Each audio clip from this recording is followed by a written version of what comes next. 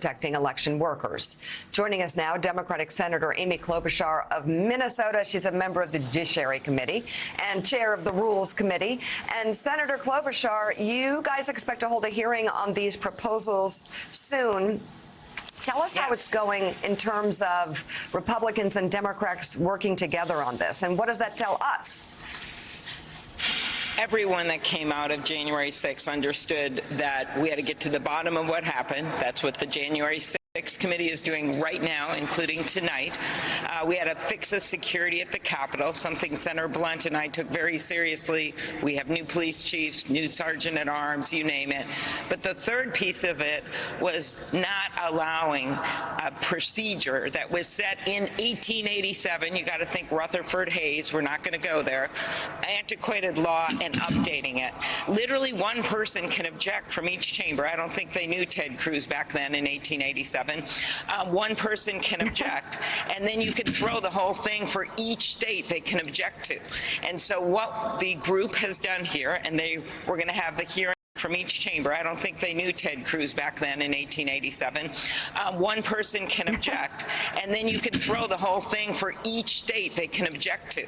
And so what the group has done here, and we're going to have the hearing on August 3rd, Senator Blunt and myself hear this legislation and take testimony from witnesses, is to suggest some changes to this. Up the ante on how many people have to object, and make sure you clarify the role of the vice president, you name it. Because I was the one with, Senator Blunt at 3:30 in the morning walking through the broken glass with the two young women with the mahogany box. So I know very well that this procedure has to be changed. Yeah, Senator, this is great news, and I'm glad that Republicans and Democrats are working together on it.